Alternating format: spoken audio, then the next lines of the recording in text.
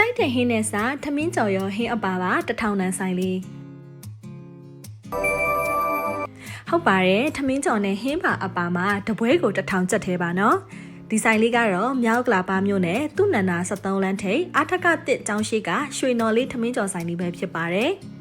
ဟင်းတွေကတော့ဝက်သားဝက်ကလီစာစိတ်ကြောအမဲနဲ့ကြက်အသေးမြင့်ကြက်ဥချက်ကြက်ဥချောင်းကြက်ဥဝက်ကြော်နဲ့ကြက်ဥကြော်တို့ကိုရရှိနိုင်ပြီးတော့ဘာဟင်းနဲ့စားစားငွေ1000ကျပ်ထဲသာကြားတင်မှာဖြစ်ပါတယ်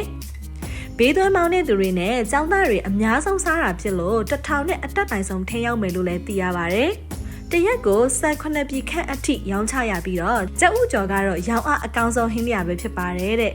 မနက်6နာရီလောက်ကစဖွင့်ပြီးတော့မနက်9နာရီလောက်ဆိုရင်ထမင်းကြော်ကုန်ပြီလို့လည်းသိရပါတယ်